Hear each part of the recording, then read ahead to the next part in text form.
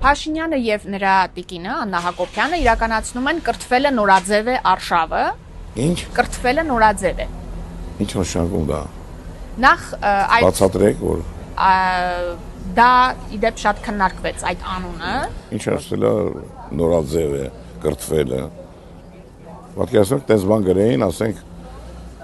Սոկրատեսի ժամանակ։ Ինչ կասեր Սոկրատը։ Կասեր, ես ինչ հիմար բաներ եք ասում։ Կրթվելը նորաձև է։ Որոշ ժամանակներում աշխատել են կրտել ժողովուրդներին, ոնց որ ես իմ եզը երկում եմ ասում, եւ կրթվելն էլ միշտ մարդիկ ձգտել են կրթության։ Դրա նորաձևը ո՞րն է։ Երբ Աննա Հակոբյանը օգտագործում է աննախադեպ խոսույթ Facebook-յան գրառումներում, նա հետո դա պատճառաբանում է նրանով, որ դա կրթվելը նորաձև է արշավի մի մասն է, եւ ինքը ստիպված էր իջնել, որպեսզի իր խոսքը լսելի լինի։ Այսինքն ինչքան իջնել։